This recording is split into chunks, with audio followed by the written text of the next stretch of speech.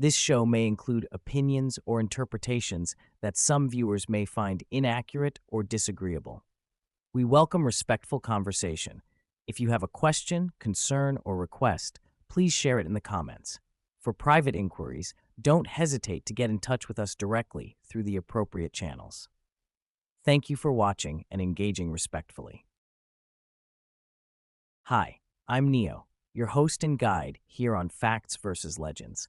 I'm a lifelong fan of folklore, forgotten history, and the stories that blur the line between what's real and what's imagined. This podcast is all about digging into famous legends, uncovering the facts behind them, and exploring the people and places that inspired them.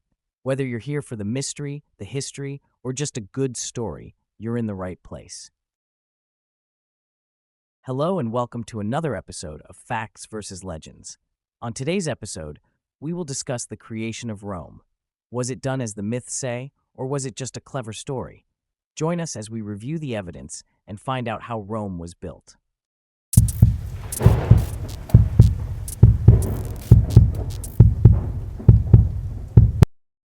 But first, let's go over a brief history of Rome.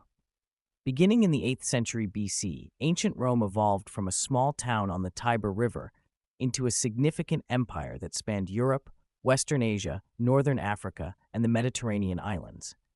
Key legacies of Roman influence include the formation of Romance languages, the modern Western alphabet and calendar, and the spread of Christianity. After 450 years as a republic, Rome transitioned to an empire during Julius Caesar's time in the 1st century BC. Augustus's reign ushered in a golden age characterized by peace and prosperity, while the empire's decline by the 5th century AD marked a notable historical collapse. According to legend, Rome was founded in 753 BC by Romulus and Remus, twin brothers rescued by a she-wolf. Following their conquest of Alba Longa, Romulus became the first king, with the city named after him. The monarchy, which included 7 legendary kings elected by the Senate, concluded in 509 BC, when Tarquin the Proud was overthrown, leading to the creation of the Roman Republic based on public ownership. Rome was situated on 7 hills: Esquiline, Palatine, Aventine, Capitoline, Quirinal, Viminal, and Celian. In the early Roman Republic, authority shifted from a monarchy to 2 annually elected consuls, primarily drawn from the patrician class of the Senate. This period was characterized by ongoing struggles between patricians and plebeians, the latter seeking greater political representation. The plebeians achieved significant advancements, including the appointment of tribunes with legislative powers. The establishment of the 12 Tables in 450 BC marked the first codification of Roman law, outlining legal rights and setting a precedent for future legislation. By around 300 BC, the Senate emerged as the dominant political entity in Rome, composed mainly of patricians and wealthy plebeians. During the early Republic, Rome expanded significantly after recovering from the Gallic sack in 390 BC. Under military leader Camillus, Rome unified the Italian peninsula by 64 BC, paving the way for the Punic Wars against Carthage. These conflicts resulted in Roman dominance over territories like Sicily and parts of Spain, culminating in the destruction of Carthage in the Third Punic War, 149 to 146 BC. Rome also extended its influence into the east by subduing Macedonia. These military successes fostered cultural advancements as Romans engaged with Greek civilization, leading to the emergence of Roman literature and the assimilation of Greek art, philosophy, and religion. However, the expansion brought political turmoil as internal strife and wealth disparity grew, diminishing governmental accessibility for the lower classes. Reform attempts by Tiberius and Gaius Gracchus in the early 2nd century BC ended tragically, leading to the rise of influential military leaders like Gaius Marius and Sulla. During this tumultuous period, Marcus Tullius Cicero gained prominence for thwarting the Catiline conspiracy, establishing his legacy among Rome's esteemed orators. After Pompey returned to Rome, he established the first triumvirate with Crassus and Caesar. Caesar achieved fame in Spain and governed Gaul from 58 BC, expanding Roman territory. The alliance deteriorated with the deaths of Crassus and Pompey's wife, Julia. By 53 BC, Pompey was the sole consul, while Caesar's growing power in Gaul created conflict. In 49 BC, Caesar crossed the Rubicon, sparking a civil war, and became dictator for life in 45 BC. Following his assassination on March 15, 44 BC, by Brutus and Cassius, Mark Antony and Octavian formed the Second Triumvirate, which eventually broke down by 36 BC. Octavian triumphed over Antony and Cleopatra at the Battle of Actium in 31 BC, leading to their suicides. By 29 BC, he stood as the sole leader of Rome, carefully preserving the appearance of the Republic while wielding absolute power. In 27 BC, he was named Augustus, signaling the start of the Roman Empire. Augustus' reign initiated a transformative era for Rome, establishing the Pax Romana, a time of stability and prosperity. His social reforms and military successes fostered cultural growth, and upon his death, the Senate honored him with deification, a practice that influenced future emperors. However, his dynasty faced challenges from rulers like Tiberius, Caligula, and Nero, whose excesses contributed to its decline. The chaotic succession following Nero saw the Flavian emperors attempt to restore order, leading to a period under Nerva that embraced peaceful succession through adoption, with emperors such as Trajan and Hadrian expanding the empire. Antoninus Pius and Marcus Aurelius continued this prosperity despite military setbacks, though Aurelius broke the tradition of adoption by naming his son Commodus as his successor. Commodus's misrule precipitated civil unrest, and an unstable 3rd century was characterized by 22 emperors, many of whom perished violently. Diocletian momentarily restored stability through the Tetrarchy, but this system collapsed after his retirement. Constantine unified the empire and established Christianity as the state religion in 325, yet his unification was fleeting. Following his death, the empire divided again, with the Eastern Roman Empire evolving into the Byzantine Empire, while the West faced increasing turmoil and invasions. Ultimately, the Western Roman Empire fell in 476, when the Germanic prince Odovacar ousted the last emperor, Romulus Augustus, marking the end of the classical period of Rome. Roman architecture and engineering have greatly impacted the modern world, primarily through innovative developments such as aqueducts, which were first introduced in 312 BC.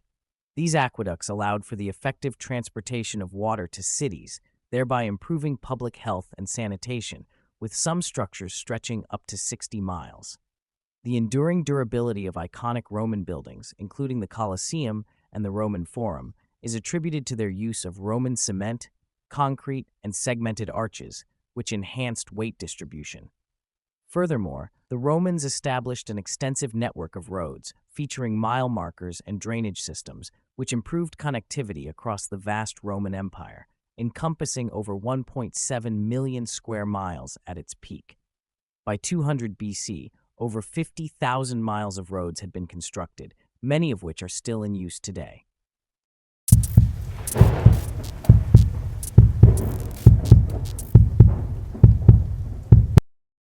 What did the ancient Romans believe in? Archaeological evidence regarding early Roman religion is scarce, limiting a thorough understanding of its origins. Nonetheless, findings suggest that in the early 1st millennium BCE, Latin and Sabines agricultural communities settled in present-day Rome, with the Latins on the Palatine Hill and the Sabines possibly on the Quirinal and Esquiline Hills. These communities merged around 620 BCE, and by approximately 575 BCE, the Forum Romanum developed as a central hub for commerce and social gatherings. Early Romans, akin to other Italians, perceived divine forces in routine activities and natural events, leading to a complex system of deities tied to specific life aspects. This religious atomism required accurate naming of deities to ensure proper reverence, as any misidentification often resulted in the invocation of an unknown divinity or ambiguous references. The Romans held a sense of sacredness towards various objects and natural phenomena, such as springs, woods, and advanced artifacts, which they associated with the divine presence termed noumen, a concept that emerged after the 2nd century BCE. Their understanding of the divine was complex, acknowledging multiple deities, including sky gods like Jupiter, and demonstrating a nuanced relationship with the sacred that defies simplistic comparisons to other cultures. Early Romans recognized the powerful, often mysterious nature of their gods and sacred objects, leading them to perform propitiatory practices, including sacrifices, often accompanied by the phrase "moct esto" to invigorate these deities. Despite attempts by authorities to regulate practices through legal means, magic remained prevalent, illustrated by festivals such as Lupercalia and rituals for Mars, which retained magical elements. Some Italian tribes were noted for their magical customs, incorporating curses and taboos to avert harm, highlighting the ongoing interplay between religious beliefs and magical practices in Roman society. The merger of the Latin and Sabine villages in early Rome coincided with Etruscan dominance, particularly under the Tarquin dynasty, circa 575 BCE. Etruscan society, characterized by profound religious devotion, emphasized ritual practices and held a contrasting view of humanity's position before the divine, influenced by Greek culture. Their pursuit of understanding the will of the gods, especially Jupiter, fostered a strong belief in the connection between the divine and human realms. The Etruscans engaged in divination more fervently than the Greeks and Romans and developed a rich concept of the afterlife, as seen in their elaborate funerary practices.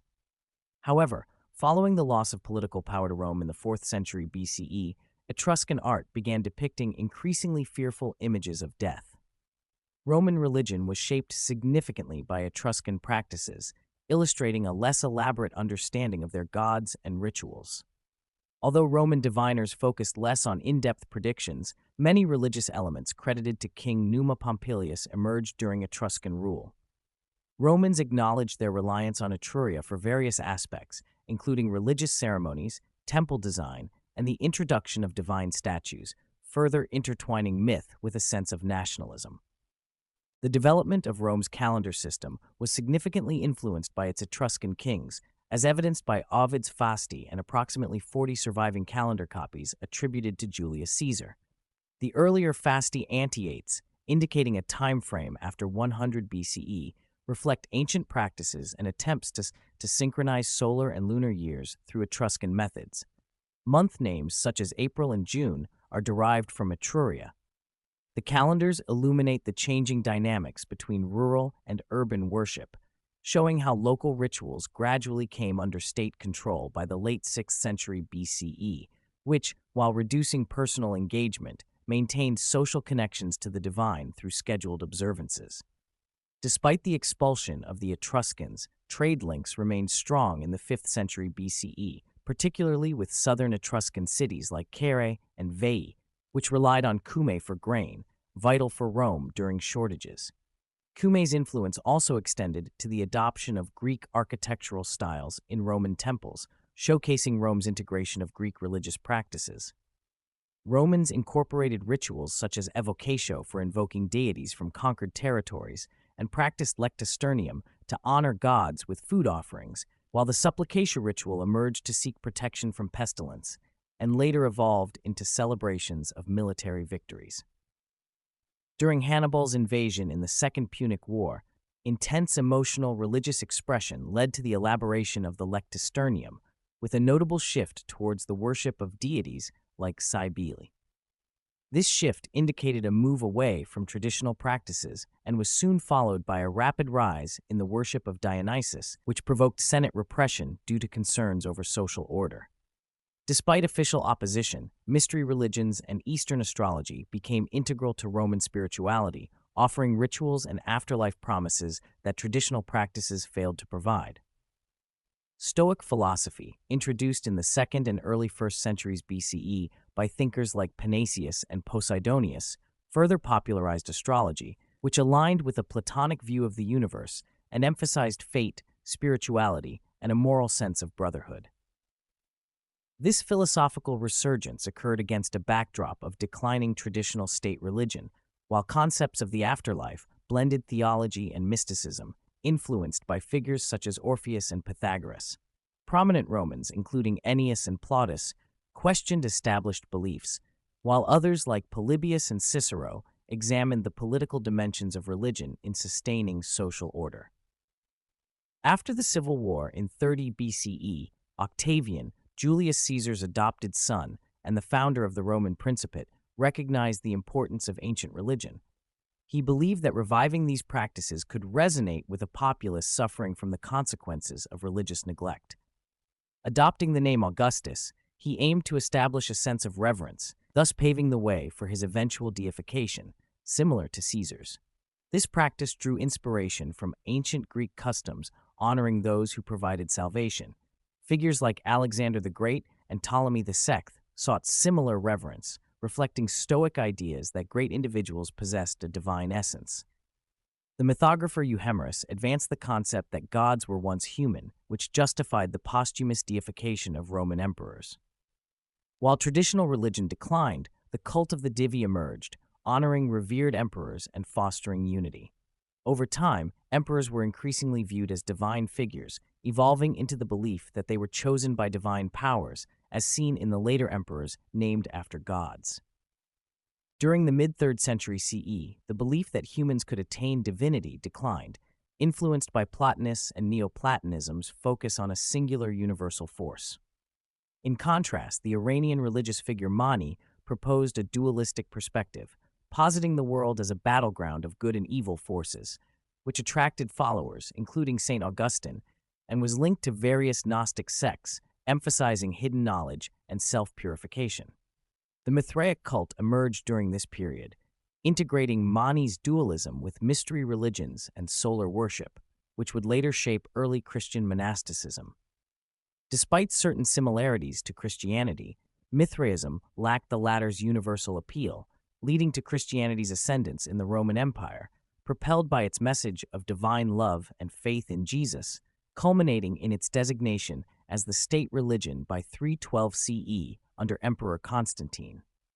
Despite the decline of direct connections between Christian doctrine and pagan sun worship, remnants of Roman paganism persisted, such as the transfer of the Pontifex Maximus title from emperors to popes and the incorporation of pre-Christian festivals into the ecclesiastical calendar, notably the blending of Christmas with Saturnalia and the celebration of Mithra's birthday.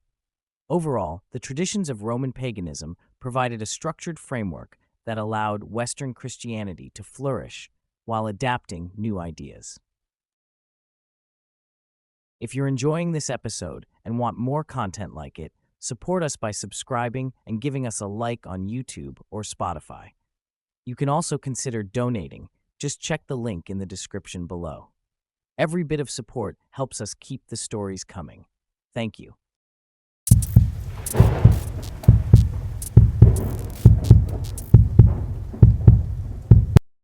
In Roman mythology, the tale of Romulus and Remus recounts the founding of Rome, where Romulus ultimately kills his twin brother Remus.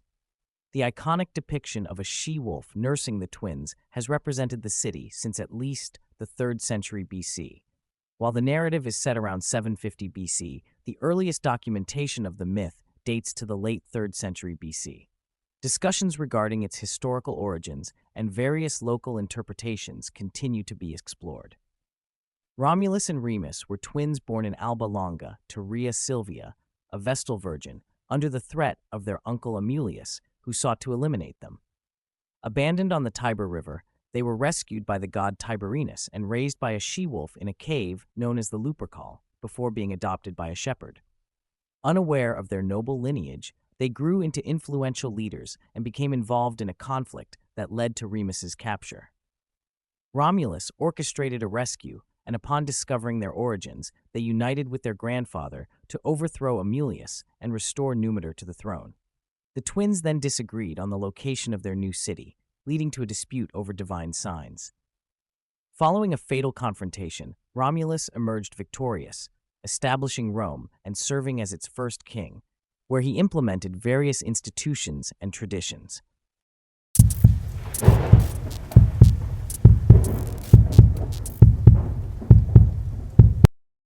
The foundation myth of Rome is characterized by complex origins and ongoing scholarly debate regarding Italic and Hellenic influences. Roman historians generally date the city's founding to around 753 BC, though written records from the late 3rd century BC reveal inconsistencies among sources such as Livy and Plutarch. Interpretations of the myth reflect the political and societal context of the time, highlighting themes such as the twins' lineage from Aeneas, while other elements, like the Lupercal rites and their fratricide, are less emphasized. Modern scholarship views the legends of Romulus and Remus as intricate narratives reflecting Roman morality and incorporating folklore, with major accounts by Livy, Dionysius, and Plutarch providing varied perspectives. Livy frames the narrative within a moral context, while Origo Gentis Romanae illustrates the multifaceted nature of Rome's origins. Romulus is credited with establishing Rome's military, legal, and religious frameworks, although contemporary scholars argue these institutions evolved. The myth, particularly the she-wolf tale, has become central to Rome's cultural identity. While ancient traditions link the city's name to Romulus, modern scholarship considers it likely derived from Rome. The myth gained significance during the late Republican and early imperial periods, tying Romulus to Rome's first imperial dynasty. However, historical evidence for the existence of Romulus and Remus remains scant, with few historians supporting their historical reality, though Andrea Carandini suggests that a wall on Palatine Hill, attributed to Romulus, dates back to the mid-8th century BC.